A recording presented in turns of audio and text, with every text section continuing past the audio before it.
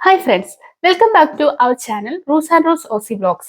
നമ്മൾ ഇന്ന് ഡിസ്കസ് ചെയ്യുന്നത് interview series topic part 4 pressure ulcer and management in nursing home. നമുക്കറിയാം പ്രഷർ അൾസർ എന്ന് പറഞ്ഞു കഴിഞ്ഞാൽ നഴ്സിംഗ് ഹോംസിൽ അല്ലെങ്കിൽ ഹോസ്പിറ്റൽ സെറ്റിങ്ങിൽ തന്നെ പ്രൊലോങ്ഡ് സ്റ്റേ ആയിട്ടുള്ള പേഷ്യൻസിന് അല്ലെങ്കിൽ റെസിഡന്റിന് എക്സ്പെക്ട് ചെയ്യാവുന്ന ഒരു റിസ്ക് ആണ് പ്രഷർ അൾസർ. അപ്പം ഈ പ്രഷർ അൾസറിനെ നമ്മൾ അല്ലെങ്കിൽ ബെഡ് സോർ എന്നും പറയാറുണ്ട്.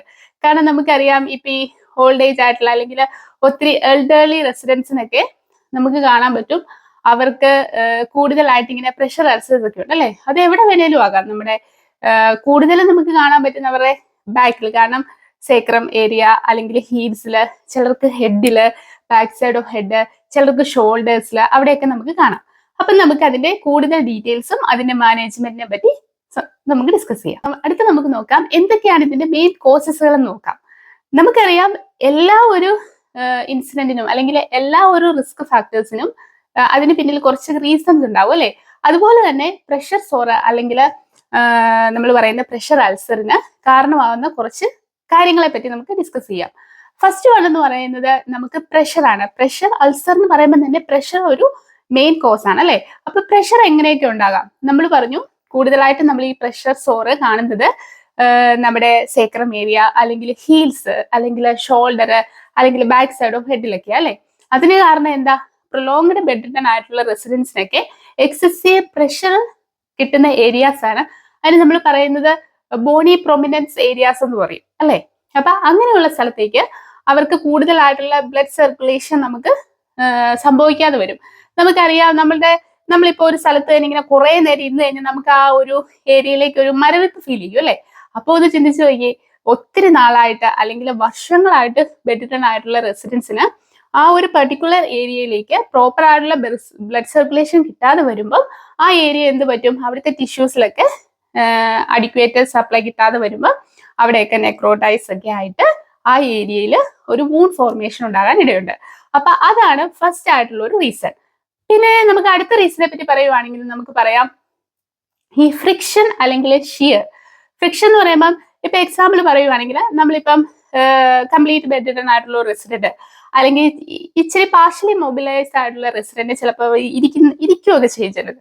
അപ്പൊ അങ്ങനെയൊക്കെ ഉള്ളവരെ നമ്മൾ പെട്ടെന്ന് ഇങ്ങനെ പുള്ളി ചെയ്യുമ്പോൾ അല്ലെങ്കിൽ അവരുടെ ഷീറ്റ്സ് ഒക്കെ നമ്മളിങ്ങനെ അറേഞ്ച് ചെയ്ത് കൊടുക്കുമ്പോഴൊക്കെ എന്ത് പറ്റും? ഒത്തിരി ഫ്രിക്ഷൻ അവരുടെ ആ സ്കിന്നുമായിട്ട് ഒത്തിരി എന്താ പറയുക ഒരു തരം ഫ്രിക്ഷൻ വരുക അല്ലെ ആ സ്കിന്നുമായിട്ട് ആ ഷീറ്റിന്.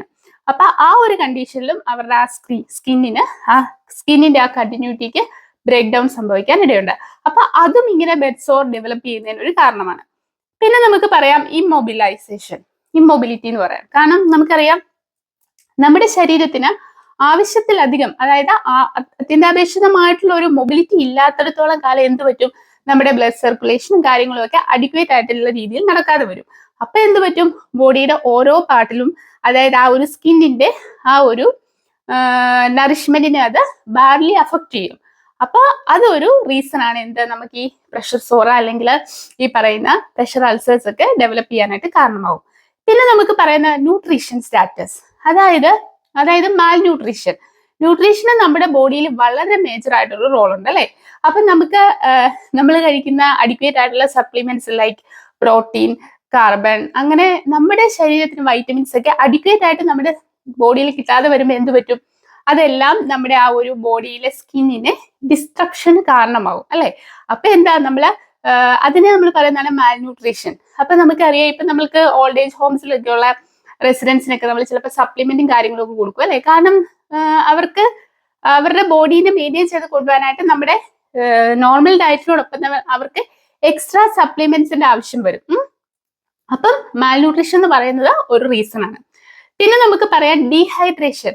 നമുക്കറിയാം വാട്ടർ കണ്ടന്റ് വളരെ ഇമ്പോർട്ടന്റ് ആണ് നമ്മുടെ ആ ഒരു സ്കിന്നിനെ നറിഷ് ചെയ്ത് നിർത്തുന്നതിന്. അപ്പൊ നമുക്കറിയാം ഈ ഓൾഡ് ഏജ് പീപ്പിളിനൊക്കെ എസ്പെഷ്യലി ഡിമെൻഷ്യ, കോഗ്നിറ്റീവ് ഇമ്പയർമെന്റ് ഉള്ള റെസിഡൻസിനൊക്കെ അവർക്ക് അറിയത്തില്ല അല്ലെ അവർക്ക് വെള്ളം കുടിക്കണം, അല്ലെങ്കിൽ നമ്മൾ അവരെ എന്തോരം പ്രൊമോട്ട് ചെയ്യുന്നോ, അല്ലെങ്കിൽ നമ്മൾ അവരെ എന്തുമാത്രം ഹെൽപ്പ് ചെയ്യുന്നോ, അല്ലെങ്കിൽ നമ്മൾ അവർക്ക് വേണ്ടി എന്തുമാത്രം എൻകറേജ്മെന്റ് ചെയ്യുന്നോ അതനുസരിച്ചായിരിക്കും അവരുടെ ന്യൂട്രീഷണൽ സ്റ്റാറ്റസും അതോടൊപ്പം തന്നെ ഫ്ലൂയിഡ് ആ ഒരു ബാലൻസും ഒക്കെ കൊണ്ടുപോകുന്നത്.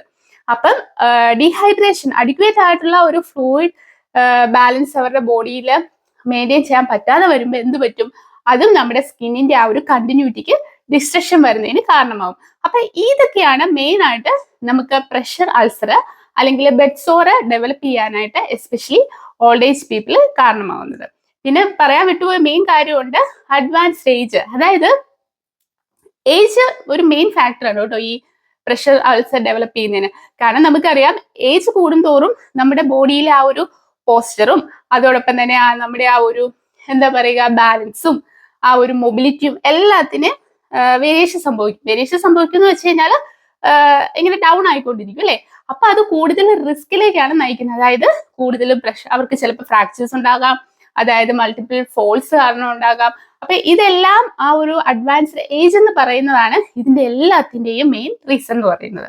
അപ്പൊ ഇതൊക്കെയാണ് main causes for pressure ulcer. ഇനി അടുത്ത് നമുക്ക് നോക്കാം, what are the stages of pressure ulcer. നമ്മൾ പറഞ്ഞു പ്രഷർ അൾസറിനെ പറ്റി പറഞ്ഞല്ലേ. അപ്പം ഈ പ്രഷർ അൾസറിന് തന്നെ പല സ്റ്റേജസ് ഉണ്ട്. എല്ലാം ഭയങ്കര അഡ്വാൻസ്ഡ് ആയിട്ടുള്ള പ്രഷർ അൾസർ ആണെന്ന് നമുക്ക് പറയാൻ പറ്റത്തില്ല. ചിലർക്കൊക്കെ നമുക്ക് അറിയാം അല്ലെ, ഇപ്പൊ നേഴ്സിംഗ് ഹോമിൽ വർക്ക് ചെയ്യുമ്പോൾ നമുക്കറിയാം, നമ്മളോട് ഇപ്പൊ കെയറേഴ്സ് ഒക്കെ കെയർ കൊടുക്കുമ്പോൾ വന്നിട്ട് പറയും അവിടെ മൈൽഡ് ആയിട്ടുള്ള റെഡ്നെസ് കണ്ടു, അല്ലെങ്കിൽ ഇവിടെ ഒരു ബ്രൂസ് പോലെ തോന്നി, അല്ലെങ്കിൽ ആ ഒരു സ്കിന്നിൽ ഒരു സ്കിൻ ടിയർ കണ്ടു എന്നൊക്കെ പറയും അല്ലെ. അപ്പൊ നമ്മളുടെ റെസ്പോൺസിബിലിറ്റി എന്താ? അവിടെ പോയി അസസ് ചെയ്യണം, അത് ഐഡന്റിഫൈ ചെയ്തതിന് ശേഷം അതിന് പ്രോപ്പർ ആയിട്ട് മാനേജ് ചെയ്യണം. അങ്ങനെ ചെയ്യുമ്പം നമ്മൾ ശ്രദ്ധിച്ചിട്ടുണ്ടാവും, നമ്മൾ ഓരോ വൂണ്ടൊക്കെ ചെയ്യുമ്പോൾ നമ്മൾ വൂണ്ട് ചാർട്ടും കാര്യങ്ങളും ഒക്കെ കമന്റ് ചെയ്യും അല്ലെ. ആ സമയത്ത് നമുക്കറിയാം അവിടെ ചോദിക്കും അല്ലെ, ഏത് പ്രഷർ, ഇപ്പൊ പ്രഷർ അൾസർ ഒക്കെ ആണെങ്കിൽ ഏത് സ്റ്റേജ് ആണെന്ന് ചോദിക്കും. അപ്പൊ നമുക്ക് പറയാം പ്രഷർ അൾസറിന്റെ സ്റ്റേജസിനെ പറ്റി ഡിസ്കസ് ചെയ്യുമ്പോൾ 1 to 4 സ്റ്റേജസ് ആണ് മെയിൻലി ഉള്ളത്. അതില് സ്റ്റേജ് 1 എന്ന് പറയുന്നത് ബിഗിനിങ് ആണ് അല്ലെ.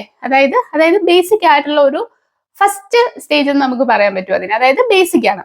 അതേസമയം സ്റ്റേജ് 4നെ പറ്റി നമ്മൾ ഡിസ്കസ് ചെയ്യുവാണെങ്കിൽ അത് ഭയങ്കര അഡ്വാൻസ്ഡ് ആണ്. എന്ന് വെച്ച് കഴിഞ്ഞാൽ നമ്മൾ എക്സ്ട്രാ അല്ലെങ്കിൽ എക്സസീവ് ആയിട്ട് കെയർ കൊടുക്കേണ്ട ഒരു സ്റ്റേജ് ആണ് സ്റ്റേജ് 4.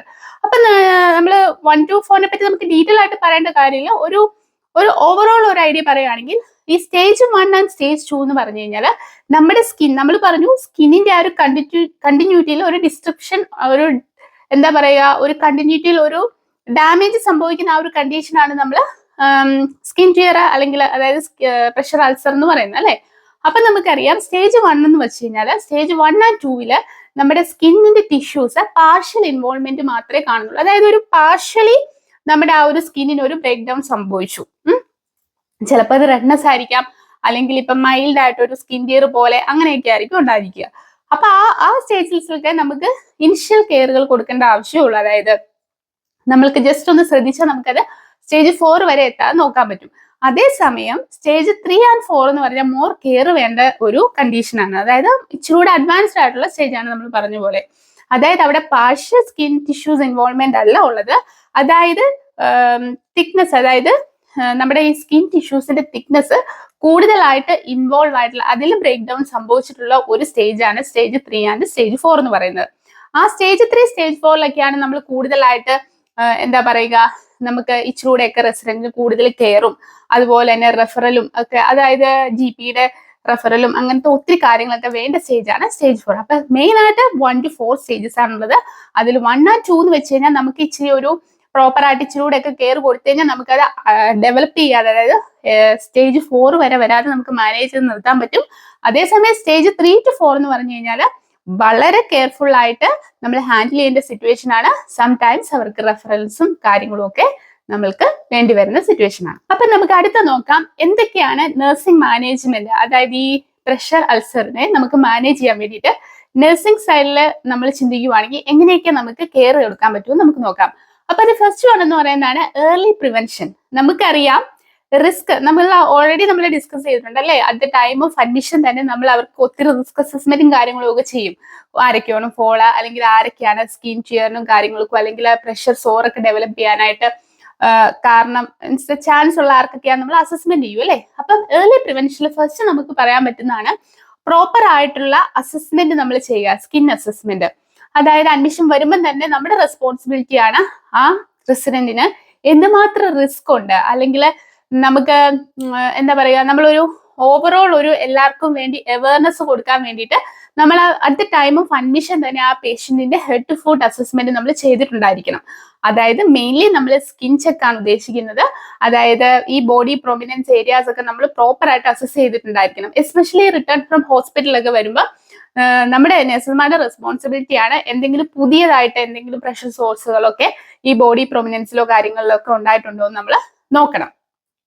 പിന്നെ നമുക്ക് ചെയ്യാൻ പറ്റുന്നതാണ് നമ്മൾക്ക് എന്താ പറയാ offer some mild kind of range of എക്സസൈസുകൾ നമുക്ക് ചെയ്യാൻ പറ്റും അല്ലെ. അതായത് നമുക്കറിയാം ഇപ്പം ബെഡ് റിഡൺ ആയിട്ടുള്ള പേഷ്യൻസിനൊക്കെ ആണെങ്കിൽ നമുക്ക് അവരുടെ ആ ഒരു കണ്ടീഷൻ അനുസരിച്ച് ഫിസിയോറെഫറലും കാര്യങ്ങളും ഒക്കെ കൊടുക്കാം. അങ്ങനെ നമ്മൾ ചെയ്യുമ്പോൾ എന്ത് പറ്റും, അവർക്ക് ആ ഒരു മൈൽഡ് എക്സസൈസ് അവരുടെ ബോഡിക്ക് ആപ്റ്റ് ആവുന്ന രീതിയിൽ മൈൽഡ് എക്സസൈസുകൾ കൊടുക്കുമ്പോൾ അവർക്ക് അഡിക്വേറ്റ് ആയിട്ടുള്ള സപ്ലൈ ബോഡിയുടെ ആ ബോൺ പ്രൊമിനന്റ് ഏരിയയിലേക്ക് കിട്ടും. ബോണി പ്രൊമിനന്റ് ഏരിയയിലേക്ക് കിട്ടുമ്പോൾ അതെന്ത് പറ്റും, കൂടുതൽ ഇങ്ങനെ ചാൻസസ് അതായത് സ്കിൻ ബ്രേക്ക് ഡൗൺ ആകുന്നതിനെ പ്രിവെന്റ് ചെയ്യുന്നതിന് സഹായിക്കും. പിന്നെ നമുക്ക് ചെയ്യാൻ പറ്റുന്ന നഴ്സുമാരുടെ മെയിൻ റെസ്പോൺസിബിലിറ്റി ആണ് ന്യൂട്രീഷണൽ അസസ്മെന്റ്. അതായത് ഇതെല്ലാം നമ്മൾ at the time of admission ചെയ്യും. കാരണം അവരുടെ ന്യൂട്രീഷണൽ സ്റ്റാറ്റസ് നമ്മൾ അസസ് ചെയ്യും. അവർക്ക് എന്തുമാത്രം മാൽ ന്യൂട്രീഷന് ചാൻസ് ഉണ്ടെന്നൊക്കെ നമുക്കത് അസസ് ചെയ്യാനായിട്ട് സഹായിക്കും. എന്നിരുന്നാലും നമ്മൾ ബെഡ് റിഡൺ ആയിട്ടുള്ള റെസിഡൻസിന് നമ്മൾ എപ്പോഴും അവരുടെ ന്യൂട്രീഷണൽ സ്റ്റാറ്റസിൽ വളരെ കെയർഫുൾ ആയിരിക്കണം. അവർക്ക് വേണ്ട രീതിയിലുള്ള ഫുഡ് ആൻഡ് ഫ്ലൂ ചാർട്ടുകളൊക്കെ നമ്മൾ കമന്റ്സ് ചെയ്തിട്ടുണ്ടായിരിക്കണം. അതുപോലെ തന്നെ ഒരു food and fluid chart comments ചെയ്തു എന്ന് പറഞ്ഞ് നമ്മുടെ റെസ്പോൺസിബിലിറ്റി അവിടെ തീരുന്നില്ല. നമ്മൾ എന്താ ചെയ്യുക, ഓരോ ഷിഫ്റ്റിലും നമ്മളത് അസസ് ചെയ്യണം. അവരുടെ ബോഡിക്ക് റിക്വയർമെന്റ് ആയിട്ടുള്ള ന്യൂട്രീഷൻ അവർക്ക് കിട്ടിയിട്ടുണ്ടോ. മിക്കവാറും നമുക്കറിയാം ഈ ബെഡ് റിഡൺ ആയിട്ടുള്ള റെസിഡൻസിന് എപ്പോഴും ഒരു അസിസ്റ്റൻസ് എപ്പോഴും ആവശ്യമായിരിക്കും അല്ലെ. നമ്മൾക്ക് കൂടുതലും ബെഡ് റിഡനെ പറ്റി പറയാൻ കാരണം അവർക്കാണ് കൂടുതൽ പ്രഷർ അൾസർ ഡെവലപ്പ് ചെയ്യാനുള്ള ചാൻസ് ഉള്ളത്. അപ്പൊ അതുകൊണ്ട് തന്നെ നമ്മൾ അവർക്ക് എപ്പോഴും ഒരു അസിസ്റ്റൻസ് ഓഫർ ചെയ്യണം. അപ്പൊ ആ സമയത്ത് നമ്മൾ അവർ റെഫ്യൂസ് ചെയ്താലും പല അറ്റംപ്റ്റ് നമ്മൾ അവർക്ക് വേണ്ടി എൻകറേജ് ചെയ്തുകൊണ്ടിരിക്കണം. അതനുസരിച്ച് അവരുടെ ഫുഡ് ആൻഡ് ഫ്ലൂ ചാർട്ടൊക്കെ നമ്മൾ കമന്റ് ചെയ്യണം. അതുപോലെ നമ്മൾ പറഞ്ഞ പോലെ ഡീഹൈഡ്രേഷൻ. അപ്പൊ അടുത്ത ഒരു നമ്മുടെ റെസ്പോൺസിബിലിറ്റി എന്നാ, അവർക്ക് അഡിക്വേറ്റ് ആയിട്ടുള്ള അവരുടെ ആ ബോഡിയിൽ ആ നറിഷ്മെന്റ് മെയിൻറ്റെയിൻ ചെയ്ത് പോകാനായിട്ട് അവർക്ക് അഡിക്വേറ്റ് ആയിട്ടുള്ള ഫ്ലൂയിഡ് ഇത് അവർക്ക് കിട്ടുന്നുണ്ടെന്നുള്ളത് നമ്മൾ ഉറപ്പുവരുത്തണം. പിന്നെ നമുക്ക് ചെയ്യാൻ പറ്റുന്നതാണ് ഈ പ്രഷർ റിലീഫ് എക്യുപ്മെന്റ്സുകൾ നമുക്ക് കൊടുക്കാം അല്ലെ. നമുക്കറിയാം ബെഡ് റിഡൺ ആയിട്ടുള്ള പേഷ്യൻസിനെ സംബന്ധിച്ച് അവർക്ക് പറയാൻ അറിയത്തില്ല, അല്ലെങ്കിൽ അവരുടെ ബോഡി അവർ ഉദ്ദേശിക്കുന്നത് പോലെ എത്തിപ്പെടത്തില്ല. അപ്പൊ എന്താ, ഒത്തിരി പ്രൊലോങ് ആയിട്ടുള്ള ആ അവരുടെ ബോഡി പ്രൊമിനൻസും കാര്യങ്ങൾക്കും ഒക്കെ ഒത്തിരി റിസ്ക് വരാതെ, അല്ലെങ്കിൽ അവർക്ക് ഇനിയും ചാൻസ് ഫ്യൂച്ചറിൽ ഒത്തിരി ഇഞ്ചുറീസ് അല്ലെങ്കിൽ അൾസേഴ്സ് വരാതെ പ്രിവെന്റ് ചെയ്യാൻ വേണ്ടിയിട്ട് നമുക്ക് കംഫർട്ടബിൾ ആയിട്ടുള്ള പൊസിഷൻസ് അവർക്ക് വേണ്ടി ഓഫർ ചെയ്യാം. അതോടൊപ്പം തന്നെ ഇടയ്ക്ക് നമുക്ക് അവരുമായിട്ടൊരു ചിലരൊന്നും അധികം സംസാരിക്കത്തില്ല, എന്നിരുന്നാലും നമുക്ക് ജസ്റ്റ് ഒന്ന് അവർക്ക് ഒരു ഇമോഷണൽ സപ്പോർട്ട് ഒക്കെ കൊടുത്ത് അങ്ങനെ നമുക്ക് പോകും. അതോടൊപ്പം തന്നെ അവർ ആ ഒരു പ്രഷർ റിലീവിന് വേണ്ടിയിട്ട് നമ്മൾ എന്ത് ചെയ്യണം, നമുക്ക് പലതരത്തിലുള്ള എക്യുപ്മെന്റ്സുകൾ ഹോസ്പിറ്റൽ അല്ലെങ്കിൽ നഴ്സിംഗ് ഹോം സെറ്റിങ്ങിലൊക്കെ നമുക്ക് കിട്ടും. ഈ എന്താ പറയുക, എയർ മാട്രസ് ഒക്കെ ഉണ്ട് അല്ലെ. എയർ മാട്രസ് എന്ന് പറയുമ്പോൾ അത് അവർക്ക് ഒത്തിരി പ്രഷർ റിലീവ് ചെയ്യാനായിട്ട് സഹായിക്കും. അത് അവരെ സംബന്ധിച്ച് അവർക്ക് ഭയങ്കര കംഫർട്ട്. അതുപോലെ തന്നെ ഇപ്പം ഇടയ്ക്കൊക്കെ നമുക്ക് അവരെ മൊബിലൈസ് ചെയ്യാൻ പറ്റും. ഇപ്പം പലതരത്തിലുള്ള നമ്മൾ പറഞ്ഞു അല്ലെ, ഇപ്പം നമ്മള് ഫുൾ ബോഡി ഹോസ്റ്റ് ഒക്കെ വെച്ച് നമുക്ക് അവരെ ബെഡിൽ നിന്ന് ഇങ്ങോട്ടേക്ക് ട്രാൻസ്ഫർ ചെയ്യാം. അങ്ങനെയൊക്കെ ട്രാൻസ്ഫർ ചെയ്യുമ്പോൾ അവർക്ക് ബ്ലഡ് സർക്കുലേഷൻ കൂടുതലായിട്ട് കിട്ടുക ചെയ്യുന്നത് കേട്ടോ. ആ സമയത്ത് അങ്ങനെ ചെയ്യുമ്പോൾ നമുക്ക് അവരെ ചെയറിലൊക്കെ ഇരുത്തുന്ന സമയത്ത് പലതരത്തിലുള്ള ചെയർസും ഉണ്ട്. ഇപ്പം പ്രിൻസസ് ചെയർ, അല്ലെങ്കിൽ തന്നെ ഭയങ്കര കംഫർട്ടബിൾ ആയിട്ടുള്ള വീൽ ചെയർ, അങ്ങനത്തെ സംഭവങ്ങളൊക്കെ ഉണ്ട്. അപ്പൊ നമുക്ക് അവർക്ക് കംഫർട്ടായിട്ട് അവർ ആ ബാക്ക് സൈഡ് ആ സേക്രൽ ഏരിയയിലൊക്കെ മോർ സപ്പോർട്ട് കൊടുക്കാൻ വേണ്ടി നമുക്ക് കുഷ്യൻസും കാര്യങ്ങളും ഒക്കെ കൊടുക്കാൻ പറ്റും. അപ്പൊ അത് ആ പ്രഷർ റിലീവ് ചെയ്യാനായിട്ടുള്ള എക്യുപ്മെന്റ്സുകളാണ്. അത് അവരുടെ കൂടുതലും ഫിസിയോ ആണ് റെഫർ ചെയ്യുന്നത്. അവരുടെ കംഫർട്ട് അനുസരിച്ച് അവർക്ക് സ്യൂട്ട് ആവുന്ന രീതിയിലുള്ളത് ഫിസിയോ പറയും. അപ്പൊ അത് നമ്മൾ കൂടുതലായിട്ട് അത് നമ്മൾ മേഷ്വർ ചെയ്യണം. ഇരിക്കുന്ന സമയത്ത് അല്ലെങ്കിൽ ഇപ്പം കെയർ അസിസ്റ്റൻസ് ഒക്കെ അവരെ ട്രാൻസ്ഫർ ചെയ്യുമ്പോൾ പ്രോപ്പർ ആയിട്ടുള്ള കുഷ്യൻസ് ഒക്കെ ഇട്ടിട്ടുണ്ടോ, അല്ലെങ്കിൽ നമ്മൾ അവരെ റിമൈൻഡ് ചെയ്യിപ്പിക്കണം അല്ലെ. അല്ലെങ്കിൽ അത് വീണ്ടും എന്താ പറയുക, അവർക്ക് കൂടുതൽ സ്കിൻ ഇറിറ്റേഷൻ ഉണ്ടാവുന്നതിന് കാരണമാകും. പിന്നെ നമുക്ക് ചെയ്യാൻ പറ്റുന്നതാണ് എന്താ പറയുക, ഇപ്പം നമ്മൾ പറഞ്ഞു ഇപ്പൊ സ്റ്റേജ് 4 ഒക്കെ ആയിട്ടുണ്ടെങ്കിൽ നമ്മൾ അവർക്ക് കൂടുതലായിട്ട് കെയർ കൊടുക്കണമെന്ന് പറഞ്ഞ അല്ലേ. അതെന്താ എങ്ങനെയാണ് നമുക്ക് അവർക്ക് കൂടുതൽ കെയർ കൊടുക്കാൻ പറ്റുന്നത്? അതായത് അവിടെയാണ് നമ്മുടെ നഴ്സുമാരുടെ മെയിൻ റോൾ ആയിട്ടുള്ള വൂണ്ട് ചാർട്ടിനെ പറ്റി നമ്മൾ ഡിസ്കസ് ചെയ്യേണ്ടത്. അപ്പൊ നമുക്ക് അടുത്ത നോക്കാം എന്താണ് വൂണ്ട് ചാർട്ട് അല്ലെ. നമ്മൾ പറഞ്ഞു നമ്മളൊരു സ്കിൻ ടിയർ കണ്ടു, അല്ലെങ്കിൽ സ്കിൻ ടിയർ ഞാൻ ഉദ്ദേശിക്കുന്നത് നമ്മളിപ്പം കെയർ കൊടുക്കുന്ന സമയത്ത് it leads to pressure ulcer കേട്ടോ. എല്ലാ സ്കിൻ ടിയറും പ്രഷർ അൾസർ ആണെന്നില്ല. ഞാൻ പറയുന്നത് ഇപ്പൊ എസ്പെഷ്യലി നമ്മുടെ ബോണി പ്രൊമിനന്റ് ഏരിയാസിലൊക്കെ വരുന്ന സ്കിൻ ടോണിനെ നമ്മൾ ഇഗ്നോർ ചെയ്യാൻ പാടില്ല. അത് ഓരോ എന്താ പറയുക, നമ്മുടെ പ്രഷർ അൾസേഴ്സിലേക്ക് ലീഡ് ചെയ്യുന്ന ഓരോ സ്റ്റേജസ് ആയിരിക്കും. അപ്പൊ ആ സ്റ്റേജ് ഏതാന്ന് മനസ്സിലാക്കി ആ വൂണ്ടിനെ നമ്മൾ പ്രോപ്പർ ആയിട്ട് ക്ലീൻ ചെയ്ത് അതിന്റെ ഏത് സ്റ്റേജാണ് നമുക്ക് ഐഡന്റിഫൈ ചെയ്യാനായിട്ട് നമ്മൾക്ക് മനസ്സിലാക്കണം. കാരണം നമ്മൾക്ക് ആ സ്റ്റേജ് ഐഡന്റിഫൈ ചെയ്യാൻ കഴിയുന്നില്ല എങ്കിൽ നമുക്ക് പ്രോപ്പർ ആയിട്ട് മാനേജ് ചെയ്യാനും പറ്റാണ്ട് പോകും അല്ലെ. അപ്പൊ ഇപ്പൊ സ്റ്റേജ് 4 ഒക്കെ ആണെങ്കിൽ നമ്മൾ പ്രോപ്പർ ആയിട്ട് ക്ലീൻ ചെയ്ത് അതിന്റെ ഫോട്ടോസ് ഒക്കെ അപ്ഡേറ്റ് ചെയ്ത് നമ്മൾ അതിന് ആപ്റ്റ് ആവുന്ന രീതിയിലുള്ള വൂണ്ട് ഡ്രസ്സിങ്, അത് പലതരത്തിലുള്ള ഡ്രസ്സിങ്സ് ഒക്കെ ഉണ്ട്.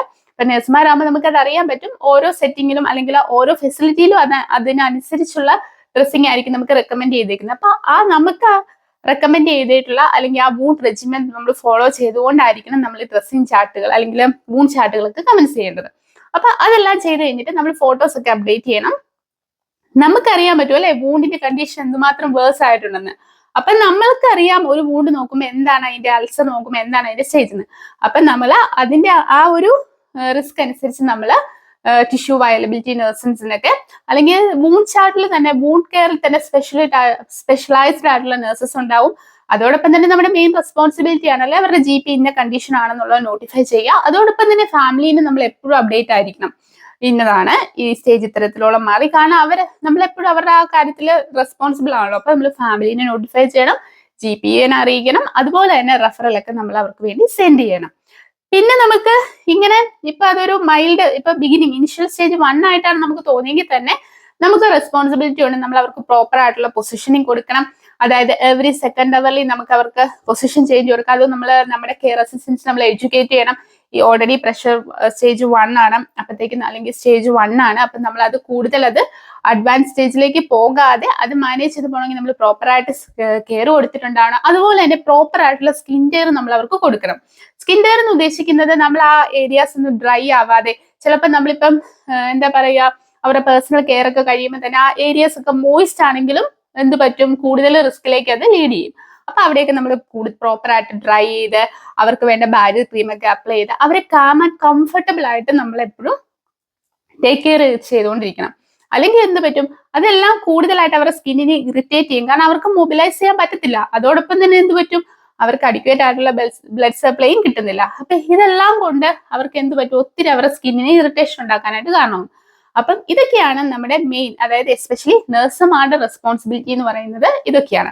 ഇതോടൊപ്പം തന്നെ നമുക്ക് റെസ്പോൺസിബിലിറ്റി ഉണ്ട് ഫാമിലി ആൻഡ് നമ്മുടെ കോവർക്കേഴ്സിന് പ്രോപ്പർ ആയിട്ട് എഡ്യൂക്കേഷൻ കൊടുക്കണം. അത് നമ്മൾ ഓൾറെഡി പറഞ്ഞു, ഫാമിലിനെ നമ്മൾ എഡ്യൂക്കേറ്റ് ചെയ്യണം. ഇപ്പം ഫാമിലി ആണേലും പറയും ഓക്കെ പറ്റത്തില്ലല്ലോ, അപ്പൊ കിടന്നോട്ടെ, അധികം നമ്മൾ അവരെ കൂടുതലായിട്ട് ഡിസ്റ്റർബ് ചെയ്യേണ്ടതൊക്കെ. അപ്പൊ നമ്മൾ അവരെ എഡ്യൂക്കേറ്റ് ചെയ്യണം. കാരണം ഇങ്ങനെ നമുക്ക് സെക്കൻഡ് അവറിൽ കൂടുമ്പോൾ നമുക്ക് പൊസിഷനിങ് ചെയ്യണം, അത് അവർക്ക് കൂടുതൽ ബ്ലഡ് സപ്ലൈ കൊടുക്കുക. അപ്പൊ അങ്ങനെ പറഞ്ഞു കൊടുക്കുമ്പോൾ ഫാമിലിക്ക് അത് മനസ്സിലാവും.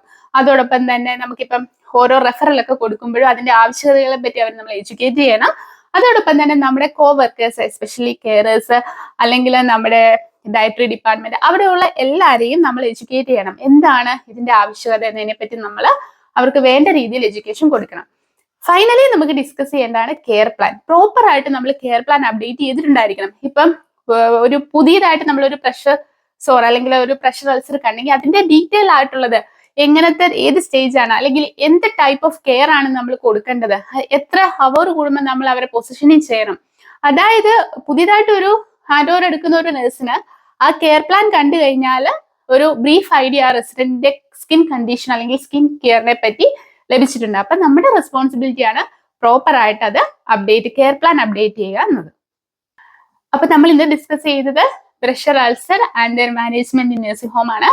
അപ്പൊ ഇത് നമ്മൾ ഇന്റർവ്യൂ പോയിന്റ് ഓഫ് വ്യൂവിൽ നോക്കുമ്പോൾ നമുക്ക് എക്സ്പെക്ട് ചെയ്യാവുന്ന അല്ലെങ്കിൽ ഇന്റർവ്യൂസ് ഒക്കെ നമ്മളോട് കൂടുതലായിട്ട് ഫ്രീക്വന്റ് ആയിട്ട് നമുക്ക് എക്സ്പെക്ട് ചെയ്യാൻ പറ്റുന്ന ഒരു ക്വസ്റ്റ്യൻ ആണിത്. കാരണം നമ്മൾ മെയിൻ ആയിട്ട് എങ്ങനെയായിരിക്കും നമ്മൾ നമുക്ക് ഇങ്ങനെ ഒരു റെസിഡന്റിന്റെ നഴ്സിംഗ് ഹോമിൽ കിട്ടിയാലും നമ്മൾ എങ്ങനെയായിരിക്കും ഹാൻഡിൽ ചെയ്യുന്നത്, അല്ലെങ്കിൽ നമ്മുടെ ആ ഒരു സ്കിൽസ് എങ്ങനെയായിരിക്കും നമ്മൾ ഡെവലപ്പ് ചെയ്യുന്നതെന്ന് അറിയാൻ വേണ്ടി ഓഫ് കോഴ്സ് നമുക്ക് എക്സ്പെക്ട് ചെയ്യാവുന്ന ഒരു ക്വസ്റ്റ്യൻ ആണിത്. അപ്പം ഇന്ന് നമ്മൾ ഡിസ്കസ് ചെയ്ത ടോപ്പിക് നിങ്ങൾക്ക് മനസ്സിലായെന്ന് ഞാൻ വിചാരിക്കുന്നു. അപ്പൊ നിങ്ങൾക്ക് എന്തെങ്കിലും ഡൗട്ടുകൾ ഉണ്ടെങ്കിലോ അല്ലെങ്കിൽ നിങ്ങൾക്ക് ഇനി എന്തെങ്കിലും ഇതിലേക്ക് ആഡ് ചെയ്യാനുണ്ടെങ്കിലോ ഒക്കെ നിങ്ങൾക്ക് കമന്റ് വഴി അറിയിക്കാവുന്നതാണ്. അപ്പം ഇന്നത്തെ ടോപ്പിക് എല്ലാവർക്കും ഇഷ്ടമായെന്ന് വിചാരിക്കുന്നു. അപ്പം ആദ്യമായിട്ടാണ് ഈ ചാനൽ നിങ്ങൾ കാണുന്നതെങ്കിൽ ലൈക്ക് ചെയ്യാനും അതോടൊപ്പം തന്നെ സബ്സ്ക്രൈബ് ചെയ്യാനും മറക്കരുത്. അപ്പോൾ അടുത്തൊരു ടോപ്പിക്കുമായി കാണുന്നത് വരെ ബൈ.